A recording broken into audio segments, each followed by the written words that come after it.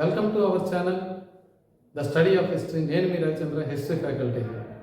Last క్లాస్లో మనం వేద నాగరికత గురించి మనం డిస్కస్ చేస్తున్నాం. ఇప్పుడు దానికి కంటిన్యూషన్లో భాగంగా ఈ క్లాస్లో కూడా మనం వేద నాగరికత గురించి చెప్పుకోబోతున్నాం. అంతే క్లాస్లోకి వెళ్ళే ముందు ఇంకా సబ్స్క్రైబ్ చేసుకున్న వాళ్ళు, ఫస్ట్ టైం మన ఛానల్ చూస్తున్న వాళ్ళు సబ్స్క్రైబ్ చేసుకుంటారని కోరుకుంటున్నాం. మీరు చేసే సబ్స్క్రిప్షన్ వల్ల మాకు ఎంకరేజ్మెంట్గా ఉంటుంది. అంతేకాకుండా మీరు చేసే కామెంట్ వల్ల సబ్జెక్ట్ని మరింత మెరుగుపరుచుకునే అవకాశాన్ని ఇస్తుంది. కాబట్టి ప్రతి ఒక్కరూ కూడా అనమాట సబ్స్క్రిప్షన్ చేసుకోండి. అంతేకాకుండా మీ యొక్క డౌట్స్ని కామెంట్ రూపంలో తెలియజేయండి. లాస్ట్ క్లాస్లో ఆర్యుల గురించి మనం చెప్పుకునేటప్పుడు ఆర్యులు ఎవరు, వారు ఎక్కడి నుంచి వచ్చారు అంటే వాళ్ళు స్వదేశీయుల, విదేశీయుల, వివిధ చరిత్రకారుల యొక్క అభిప్రాయాల గురించి తెలుసుకున్నాం. అంతేకాకుండా ఆ రోజుల్లో ఉండే నదులు, వాటికి ప్రస్తుత పేర్లు, అవి కూడా మనం తెలుసుకున్నాం. ఇప్పుడు అసలు ఆర్యుల్లో ఎన్ని రకాల తెగలు ఉన్నాయి, ఆ తర్వాత ఆర్యుల యొక్క రాజకీయ పరిస్థితులు ఏంటి, సమాజం అనేది ఏ విధంగా ఉండేది, ఆర్థిక పరిస్థితులు అనేవి ఏ విధంగా ఉండేది అనే విషయాల గురించి ఈ క్లాస్లో మనం డిస్కస్ చేసుకుందాం. ఆర్యుల్లో అంటే ఆర్య సమాజంలో రకరకాల తెగలు అనేవి ఉండేవి. అందులో ప్రధానంగా 4 తెగలు ఉన్నాయి. అవి తెగలు భరత, పురు, యదు, తుర్వస. ఈ 4 తెగలు ఆర్యుల్లో ప్రధానమైన తెగలు అనమాట. అయితే వీటిలో భరత తెగ అనేది అతి ముఖ్యమైనది అనమాట. అతి ముఖ్యమైన తెగ భరత. అయితే ఇక్కడికి వచ్చేటప్పటికి అనమాట ఏమైంది అంటే ఇక్కడ ఒక ప్రధానమైన యుద్ధం అనేది జరిగిందనమాట. అది ఏంటి అంటే భరత వర్సెస్ పురు. ఈ 2 తెగల మధ్యన దశరాజ గణ యుద్ధము, దశరాజ గణ యుద్ధం అనే ఒక యుద్ధం అనేది జరిగిందనమాట. ఈ యుద్ధమే ఆర్యులలోనమాట మొత్తం అంతా కూడా అనమాట. అంటే ఆర్య తెగల్లో వచ్చిన అన్ని మార్పులకి ఈ యుద్ధమే ప్రధానమైన కారణం. అది ఏంటి చెప్పుకున్నాం కదా, దశరాజ గణ యుద్ధము.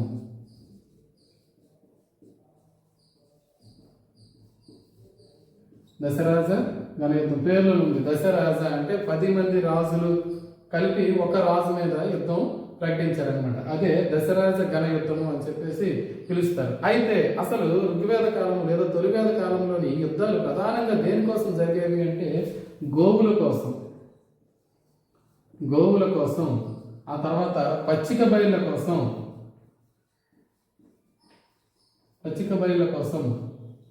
ఆ నెక్స్ట్ నదీ జలాల కోసం. ఈ ప్రధానంగా ఈ గోవుల కోసం, పచ్చిక బయళ్ళ కోసం, నదీ జలాల కోసం, వీటి కోసమే అనమాట యుద్ధాలు అనేవి జరిగాయి. దీన్ని అనమాట ఏమన్నారంటే యుద్ధాన్ని గవిస్తి అని చెప్పేసి పిలిచేవారు అనమాట. గవిస్తి అని చెప్పేసి పిలిచేవారు. అయితే అసలు ఈ యుద్ధానికి గల కారణాలు ఏంటి, అసలు ఈ యుద్ధంలో ఎవరెవరు పార్టిసిపేట్ చేశారు అని చూసుకున్నట్లయితే ఇందులో ప్రధానంగా చెప్పాను కదా మనకి ఈ గోవుల కోసం, పచ్చిక బయలు కోసం, నదీ జలాల కోసం అని. ఏ నది జలాల కోసం అంటే రావి నది జలాల కోసం, రావి నది జలాల కోసం. ఆ నెక్స్ట్ అనమాట ఏంటి అంటే సట్లెజ్ బియాస్, సట్లెజ్ అండ్ బియాస్ నదుల మధ్య పచ్చిక బయలు. ఇక్కడ చూడండి, మనం చెప్పుకున్నాం కదా యుద్ధానికి ప్రధాన కారణాలు అవే ఉండేవి అని చెప్పేసి. వాటిలో కూడా అనమాట ఏంటి అంటే రావి నది జలాల కోసం, అంతేకాకుండా సట్లెజ్ బియాస్ నదుల మధ్య పచ్చిక బయళ్ళ కోసం, అంతేకాకుండా ఇక్కడ వశిష్ఠుడు, విశ్వామిత్రుడు. అయితే ఈ రావి నది జలాల కోసం, సట్లెజ్ బియాస్ నదుల మధ్య పచ్చిక బయలు కోసం, వీటి కోసం యుద్ధం అనేది జరిగింది. వాటితో పాటు ప్రధానంగా దీనికి కారకులు ఎవరు అంటే వశిష్ఠుడు అండ్ విశ్వామిత్రుడు. వీళ్ళిద్దరి మధ్యన ఏర్పడిన వైరం కూడా అనమాట ఏంటి అంటే మరొక ప్రధాన కారణం అనమాట దశరాజ గణ యుద్ధానికి. అయితే చెప్పాను కదా, ఈ దశరాజ గణ యుద్ధం అనేది భరత తెగకి మరియు పురు తెగకి మధ్య జరిగిందని చెప్పేసి. అయితే ఈ భరత తెగకు నాయకుడు ఎవరు అంటే ఈ యుద్ధంలో భరత తెగ నాయకుడు సుధాముడు.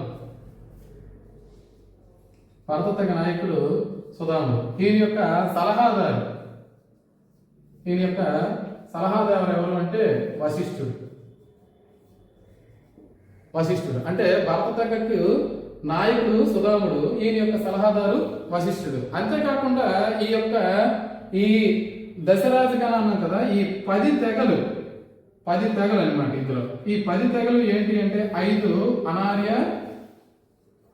ప్లస్ 5 ఆర్య తెగలు కలిపి ఇక్కడ పురుకుత్స ఈ యొక్క నాయకత్వంలో ఈ యొక్క యుద్ధం అనేది జరిగింది అనమాట. అయితే ఇతనికి సలహాదారు ఎవరు అంటే విశ్వామిత్రుడు. చూడండి, ఇక్కడ యుద్ధం అనేది అనమాట ఏంటి అంటే భరత తెగ నాయకుడైన సుధాముడికి, అంతేకాకుండా ఇంకేంటంటే 10 తెగలు కలిసి అనమాట ఏంటి అంటే అందులో 5 అనార్య ప్లస్ 5 ఆర్య జాతులు కలిపి అనమాట ఏంటంటే పురుకుత్సుని యొక్క నాయకత్వంలో అనమాట ఏంటంటే యుద్ధం అనేది జరిగింది. అయితే సుధాముడికి సలహాదారు ఎవరు అంటే వశిష్ఠుడు. ఇక్కడ ఈ 10 తెగలకి అంటే పురుకుత్సుకి సలహాదారు ఎవరు అంటే విశ్వామిత్రుడు అనమాట. అంటే వీళ్ళు ఇద్దరు కలిసి వీళ్ళతో అనమాట ఏం చేశారంటే యుద్ధం అనేది చేయించారనమాట. అయితే ఈ యుద్ధంలో అనమాట ఏంటి అంటే ఈ యుద్ధం అనేది అనమాట రావి అంటే పరుషిని నది ఒడ్డున అనమాట. అంటే పరుషిని నదిని మనం రావి నది అంటాం కదా, ఇప్పుడు పరుషిని నది ఒడ్డున అంటే రావి నది ఒడ్డున ఈ యుద్ధం అనేది జరిగింది. ఈ యుద్ధంలో సుధాముడు విజయం సాధించాడు అనమాట. ఈ యుద్ధంలో సుధాముడు అనేవాడు విజయం సాధించాడు. అయితే ఆ తర్వాత అనమాట ఏం జరిగింది, ఈ యొక్క సుధాముడు విజయం సాధించిన తర్వాత ఈ యొక్క ఆ విషయాన్ని అంటే ఈ యుద్ధం జరిగింది అనే విషయాన్ని పర్షియన్ల యొక్క పవిత్ర గ్రంథం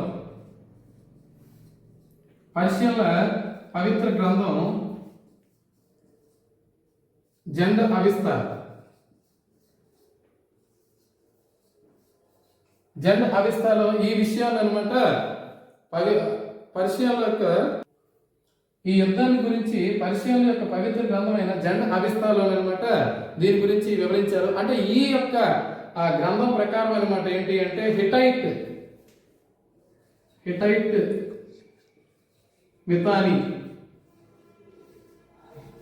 అండ్ మితాని ఈ 2 తెగల మధ్య జరిగిన యుద్ధం అని చెప్పేసి ఈ గ్రంథంలో అనమాట వివరించింది. అంతేకాకుండా ఈ యుద్ధానికి సంబంధించిన మరొక ప్రధానమైన ఆధారం అనమాట ఏంటి అంటే బోగస్కోయి శాసనం.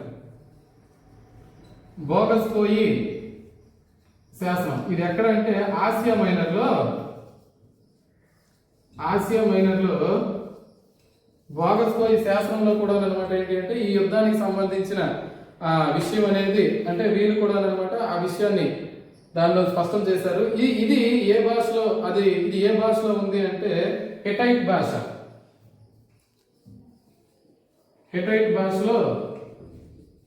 క్యూనిఫామ్ లిపి.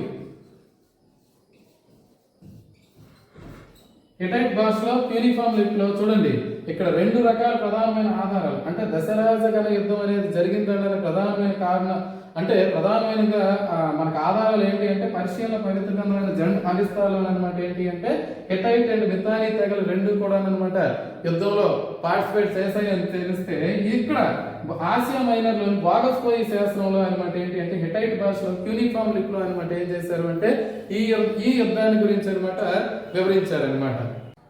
ఈ దశరాజ గణ యుద్ధం తర్వాత అనమాట ఏంటి అయిందంటే ఆర్య తెగ అయిన భరత, అనార్య తెగ అయిన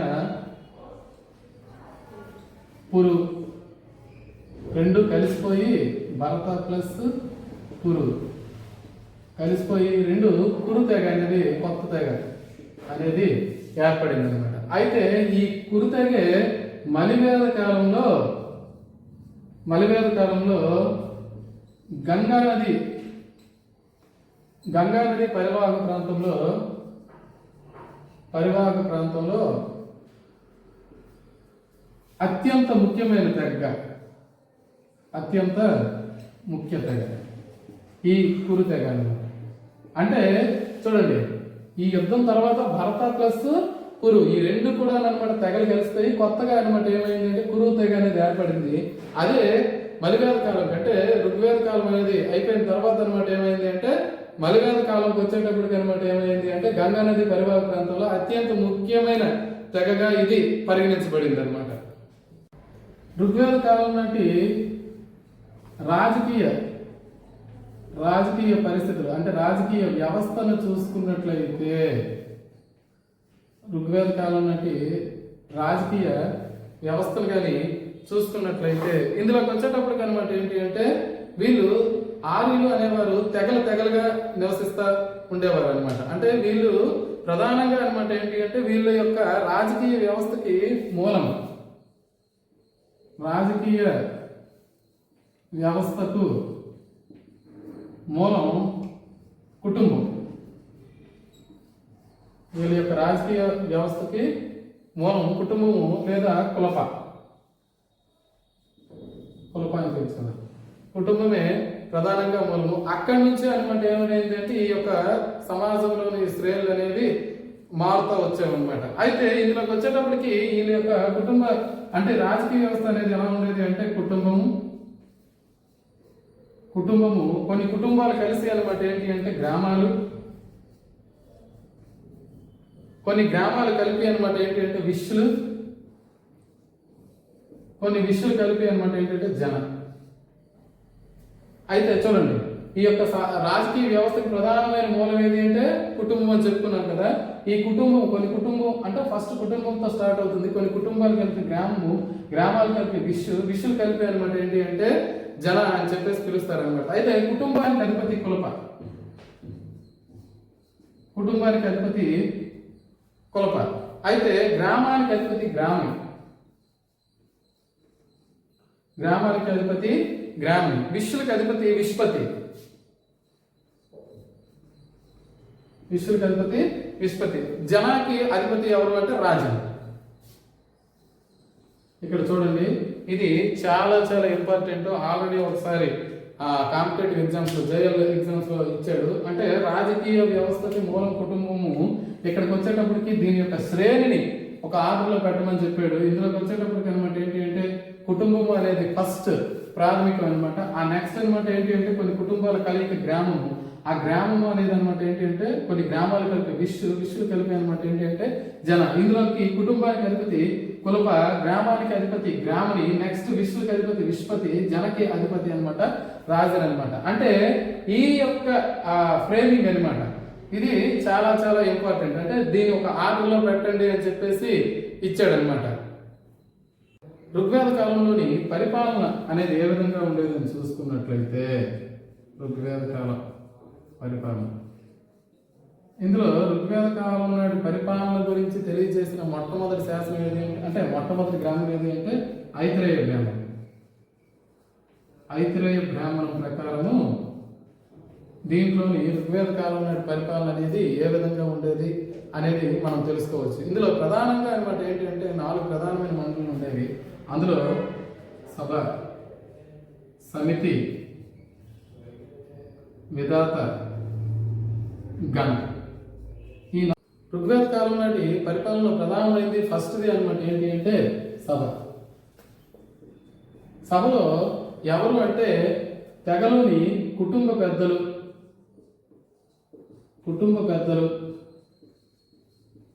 తెగ పెద్దలు, వీళ్ళు ప్రధానంగా సభ్యులుగా ఉండేవారు. అంతేకాకుండా స్త్రీలు కూడా ఇందులో సభ్యులే, ఇందులో సభలో. అయితే ఇందులోకి వచ్చేటప్పటికి అనమాట ఏంటి అంటే ఈ యొక్క సభ యొక్క అధ్యక్షుడు ఎవరు అంటే రాజన్. అంటే ఆ రోజుల్లోని రాజునే అనమాట ఏమనేవారంటే రాజన్ కదా. అయితే ఈ యొక్క అధ్యక్షుడు, సభ యొక్క అధ్యక్షుడు కూడా అనమాట రాజను.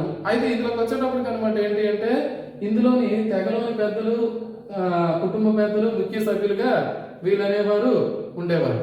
ఆ తర్వాత సమితి, సమితి అనేది అనమాట ఏంటి అంటే అందరూ సభ్యులే, అంటే తెగలోని ప్రజలందరూ కూడా సభ్యులే,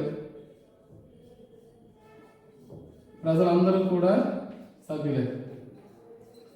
ఇందులో ఏంటి అంటే దీనికి కూడా అధ్యక్షుడు ఎవరు అంటే రాజనే.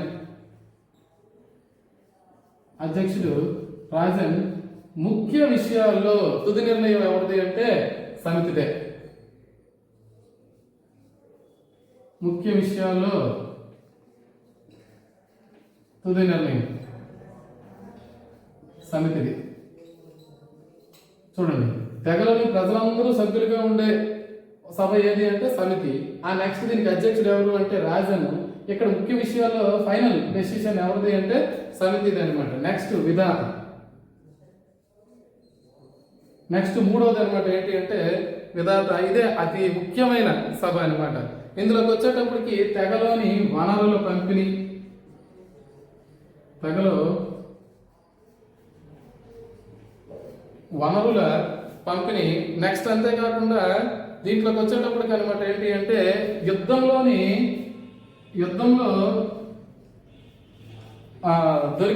యుద్ధంలో లభిస్తాయి కదా, ఆ యొక్క యుద్ధంలో లభించిన వాటికి రాజన్ యొక్క లభించిన వాటాని రాజన్కి ఇవ్వడంలోని ఇది ప్రముఖ పాత్ర ఇది పోషిస్తుంది అనమాట. అంటే లభించిన వాటి యుద్ధంలో లభించిన ఋగ్వేద కాలంలోని 3వ సభ మరియు అతి ముఖ్యమైన సభ ఏది అంటే విధాత. అతి ముఖ్య సభ ఇది విధాత. అయితే ఇందులోకి వచ్చేటప్పటికి దీని యొక్క ప్రధానమైన విధి ఏంటి అంటే ఆర్థిక వనరుల యొక్క పంపిణీ మరియు పునఃపంపిణీ అన్నమాట. ఆర్థిక వనరుల పంపిణీ అనేది దీని యొక్క ప్రధానమైన విధి. అంతేకాకుండా యుద్ధంలో లభించిన వనరులని రాజన్కి మరియు ఇతర తెగ సభ్యుల యొక్క వాటా అనేది తెలియజేసేది కూడా ఇదే. అంటే రాజన్కి ఎంత ఇవ్వాలి, మిగతాది తెగ సభ్యులకి ఎంత ఇవ్వాలి అని తెలియజేసేది కూడా అనమాట ఇదే. అయితే అంతేకాకుండా బాగస్కోయి శాసనం ప్రకారం ఈ యొక్క విధాత అధ్యక్షుడు ఎవరు అంటే విధాత అధ్యక్షుడు ఇంద్రమిత్ర. వీళ్ళే ఈ యొక్క బాగస్కోయి శాసనం ప్రకారం విధాత యొక్క అధ్యక్షుడు అనమాట. వీటితో పాటు నెక్స్ట్ ఇంకోటి ఉంది ఏంటంటే గణ. ఇదేంటి?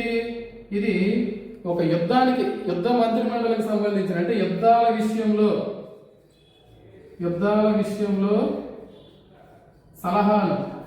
సలహాలు ఇచ్చే మండలి అనమాట. ఇది యుద్ధ మండలి, సలహాలు ఇచ్చే మండలి. అంటే యుద్ధాల విషయంలో దీని యొక్క అధికారం అనేది ఉంటుంది. అంతేకాకుండా ఏంటంటే ఇక్కడ మరొకరు చూసుకున్నట్లయితే ఈ యొక్క సభ సమితులు అనమాట ఏంటంటే కవల పిల్లలు అంటారని చెప్పేసి అధర్వ వేదంలో పేర్కొనబడింది.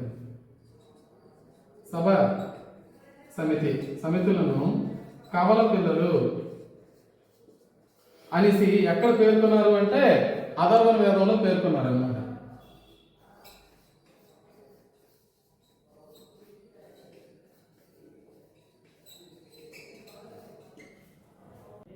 అయితే ఈ యొక్క ఈ పరిపాలనకి ముఖ్యమైన వాడు ఎవరు అంటే రాజన్ అని చెప్పుకున్నాం కదా. అంటే ఇప్పుడు మనం ఎలా అయితే రాజు అంటున్నామో అప్పుడు రాజన్ అని చెప్పుకున్నాం కదా. అయితే రాజన్ యొక్క విధులు ఏంటి? రాజన్ యొక్క విధులు చూసుకున్నట్లయితే ఫస్ట్ పశువులను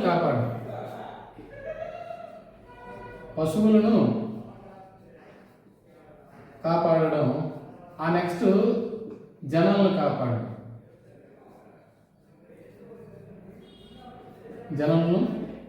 అన్నమాట.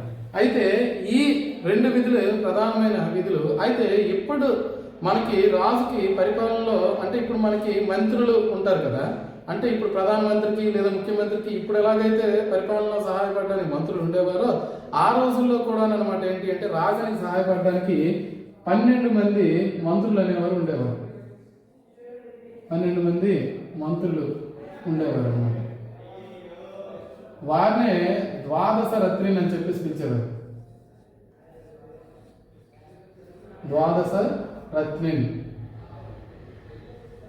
వీళ్ళే 12 మంది. అంటే వీళ్ళు అనమాట ఏంటి అంటే పరిపాలనలో రాజుకి సహాయపడేవారు అనమాట. అందులో 12 మందిలో ఫస్ట్ అత్యంత ముఖ్యమైన వాడు ఎవరు అంటే పురోహితుడు. పరిపాలనలో సహాయపడడానికి, రాజుకు సహాయపడడానికి ఆ ద్వాదశ రత్నంలో ఫస్ట్ వాడు ఎవడు అంటే పురోహితుడు అనమాట. ఎందుకు అంటే దేవుళ్ళ యొక్క ప్రార్థన, దేవుళ్ళ ప్రార్థనలు ఈయన ఫస్ట్ అనమాట పురోహితుడు. ఆ నెక్స్ట్ అనమాట ఏంటి అంటే సేనాధిపతి.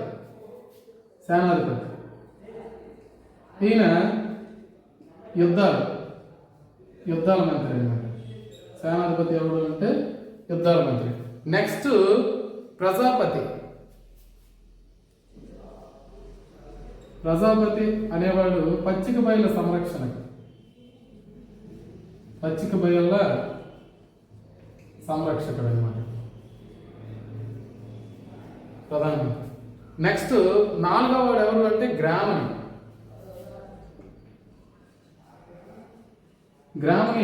అంటే ఏంటి అంటే గ్రామ పెద్ద.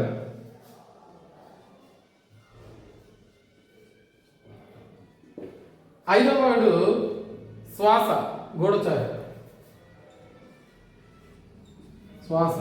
గూఢచారి. అంటే మెసేంజర్ అనమాట. నెక్స్ట్ 6వది జీవకృప.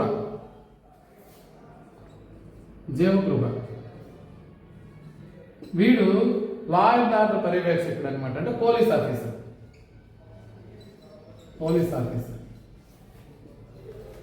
ఆ నెక్స్ట్ 7వది భూత. వీడెవడు అంటే వార్తలు మోసేవాడు, మెసేంజర్. వార్తలు మోసేవాడు అనమాట వీడు. ఆ నెక్స్ట్ వీళ్ళతో పాటు ఇంకొక 5 ఉన్నారు అనమాట. వాళ్ళలో ఎవరు అంటే పురపతి.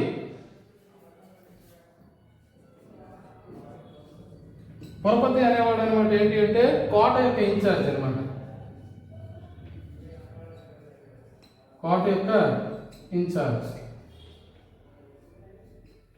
ఇన్ఛార్జ్.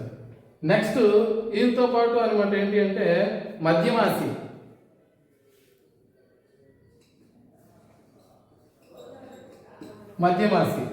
వీళ్ళు తగాదాలకు మధ్యవర్తి.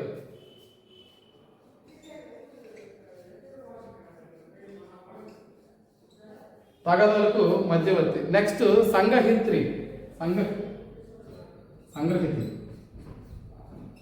సంగ్రహితి కోశాధికారి అన్నమాట.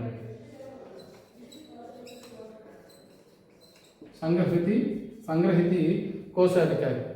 నెక్స్ట్ అక్షబాప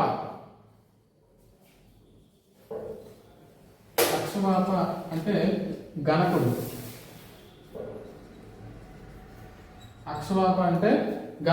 నెక్స్ట్ బాగదూగా,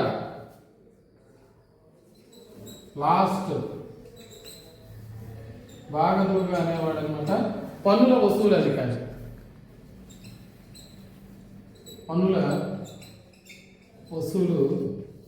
అధికారి. అయితే చెప్పాను కదా, వీటిల్లోకి వచ్చేటప్పటికి అనమాట ఏంటి అంటే ఈ 12 మంది మంత్రులని అనమాట ఏంటంటారంటే ద్వాదశ రత్ని. ఇది చాలా ఇంపార్టెంట్ అనమాట. ఈ 12 మంది యొక్క సహాయంతో అనమాట ఏంటి అంటే ఇది రాజు యొక్క మంత్రి మండలి. పరిపాలనలో సహాయపడడానికి 12 మంది మంత్రులని ద్వాదశ రత్ని అంటారు. ఈ పరిపాలనలో సహాయపడడానికి వీళ్ళే ఉండేవారు.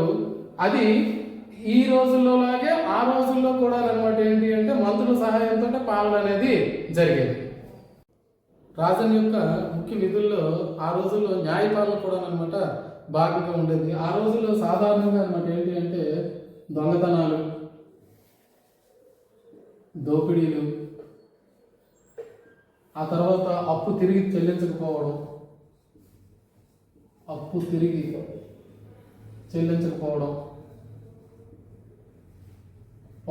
ఇవి ప్రధానంగా నేరాలుగా ఉండేవి. అంతేకాకుండా ఇంకా గోవుల దొంగతనం కూడా, ఇవి ప్రధానమైన నేరాలు. అందులోకి వచ్చేటప్పటికి అనమాట ఏంటి అంటే ఈ యొక్క అప్పు అనేది తిరిగి చెల్లించకపోతే వాళ్ళకి అనమాట ఏంటి అంటే నియమిత కాలం అనమాట దర్శనం చేయడం. అంటే ఏం చేయాలి అంటే ఎవరి దగ్గర అయితే అప్పు తీసుకున్నారో వాళ్ళ యొక్క ఆ ఇళ్లలోనో ఎక్కడో దగ్గర సేవ చేయాలి. అంతేకాకుండా ఇంకా చూసుకున్నట్లయితే ఆ రోజుల్లో సాధారణ శిక్ష ఏంటి అంటే గుంజకు కట్టివేయడం అనమాట. ఇది సాధారణంగా ఎక్కువగా ఉండే శిక్ష అనమాట. అయితే ఆ రోజుల్లో కూడా అనమాట ఏంటి అంటే హత్యలు అనేవి అప్పుడప్పుడు అనేవి జరుగుతుంటాయి. హత్యకు శిక్ష ఏంటి అంటే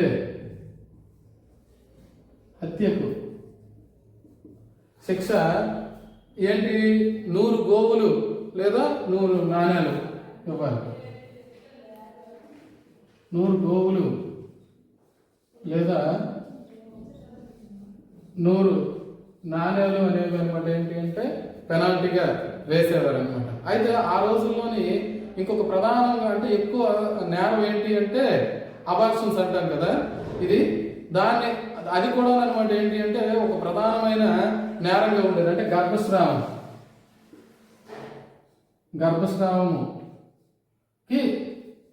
ప్రధానంగా శిక్ష అనేది ఉండేది అనమాట.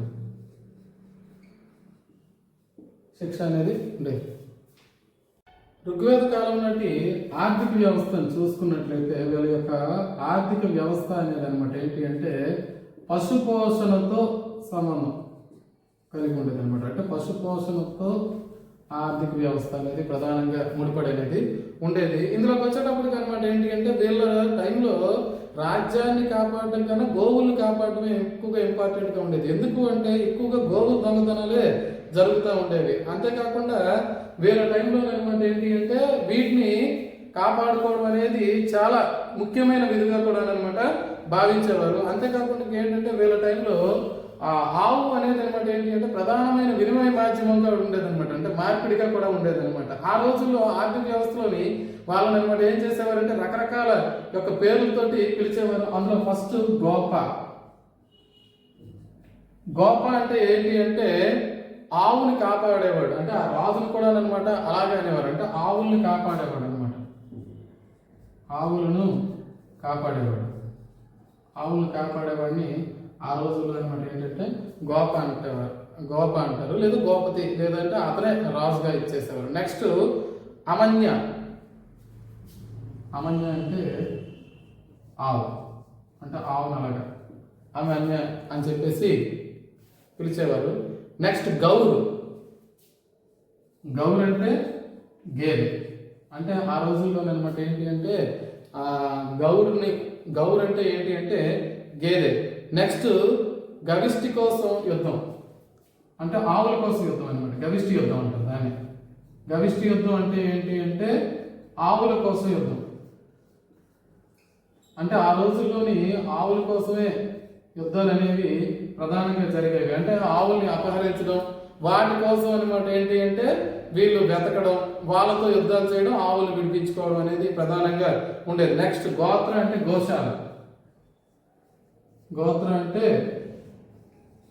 గోశాల. నెక్స్ట్ ఆరోది అనమాట ఏంటి అంటే దౌహిత్రి అంటే కుమార్తె లేదా ఆవు పాలు పితికేవారు అనమాట. ఆవు నుంచి పాలు తీసేవారు.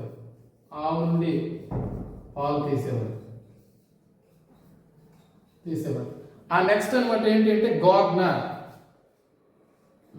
అంటే చుట్టం. అంటే ఇక్కడ ఈ పదాల్లో మీరు ప్రధానంగా గమనించినట్లయితే ప్రధానంగా ఆవుల్ని కాపాడడం, ఆవు గేదె ఆవుల కోసం యుద్ధం చేయడం, ఆ తర్వాత అనమాట ఏంటంటే గోశాల, ఇవన్నీ కూడా అనమాట ఏంటి అంటే ఆ రోజుల్లో అనమాట ఏంటంటే ఆవు యొక్క ప్రాధాన్యతను అనమాట తెలియజేస్తుంది. అంటే ఆ రోజుల్లో వాళ్ళ యొక్క పశుపోషణ ఆర్థిక వ్యవస్థ అనేది ఉండేది కాబట్టి అందుకే అనమాట ఏంటంటే ఆవులకే అనమాట ప్రధానంగా వస్తువు వినిమయంగా, అంతేకాకుండా ఆవులను కాపాడుకోవడం ఒక ప్రధానమైన విధిగా అనమాట ఏంటంటే వాళ్ళ యొక్క ఆర్థిక వ్యవస్థ అనేది ఆవుతోనే ముడిపడి ఉండేది అనమాట. అంతేకాకుండా ఇంకా చూసుకున్నట్లయితే వీళ్ళు ఆవు అనే దాన్ని ఇంటికి అతిథిగా వచ్చేవాడికి ఆవు యొక్క మాంసంతో అనమాట ఏం చేసేవారంటే భోజనం కూడా అనమాట పెట్టేవారు అనమాట. అలా ఆ రోజుల్లో అనమాట ఏంటి అంటే ఆవు మాంసం తినేవారు అని చెప్పేసి కొంతమంది చరిత్రకారుల యొక్క అభిప్రాయం. ఏది ఏమైనప్పటికీ కూడా అనమాట ఏంటి అంటే వీళ్ళ యొక్క ఆర్థిక వ్యవస్థలో ఆవు అనేది చాలా ప్రధానమైన పాత్రని పోషిస్తుంది. అయితే వీళ్ళ యొక్క వేద నాగరికతలోని ఈ యొక్క ఆర్థిక వ్యవస్థలో ఇందాక మనం పశుపోషణ గురించి చెప్పుకున్నాం కదా, ఆ నెక్స్ట్ ఏది అంటే వ్యవసాయం. పశుపోషణ తర్వాత వీళ్ళది ప్రధానమైనది ఏంటి అంటే వ్యవసాయం. అందులో కూడా అనమాట ఏంటి అంటే నాగలి అనే మనం ఇప్పటికీ కూడా నాగలి యూజ్ చేసినట్టే వాళ్ళు కూడా అనమాట వాళ్ళు మొట్టమొదటిగా నాగలిని వాడుకున్నారు. ఆ నాగలి కూడా అనమాట ఏంటి అంటే ఋగ్వేదంలో ఒకటవ భాగంలో నాగలి గురించి ప్రస్తావన అనేది ఉంది. అయితే నాగలి అనమాట ఏంటనేవారంటే పొంగలము నెక్స్ట్ అనమాట ఏంటి అంటే శీరము అని చెప్పేసి వీళ్ళు పిలిచేవారు అనమాట. అంటే ఇక్కడ చాలా చాలా ఇంపార్టెంట్ చూడండి. ఇక్కడ నాగలి అనేది అనమాట ఏంటి అంటే ఋగ్వేదంలో ఎక్కడ ఇచ్చారు అంటే ఋగ్వేదంలో మొదటి భాగంలోనే ఒకటో భాగంలోనే దీన్ని ఇచ్చేసారు. ఆ రోజుల్లో నాగలి అనమాట పొంగలము శీరము. ఈ మధ్యన కాంపిటేటివ్ ఎగ్జామ్స్ లో ఎక్కువగా డిఎల్ ఎగ్జామ్స్ లో అనమాట ఏంటి అంటే ఈ పదం ఇచ్చి దాని యొక్క అర్థం ఏంటని అడుగుతున్నాడు. అందులో చూడండి నాగలికి అనమాట ఏంటంటే పొంగలము లేదా శీరము అని చెప్పేసి పిలిచేవారు. ఆ తర్వాత అనమాట ఏంటి అంటే నాగలి యొక్క కర్రని అనమాట ఏంటి అంటారంటే సీత అని చెప్పేసి పిలిచేవారు అనమాట.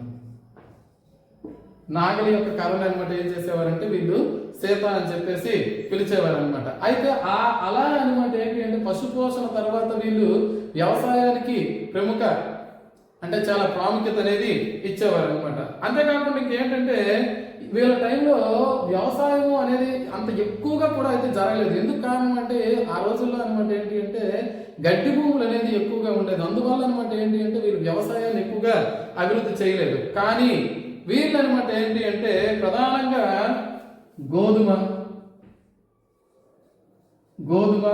ఆ నెక్స్ట్ అనమాట ఏంటి అంటే యవ అంటే ఏంటి అంటే ఒక రకమైన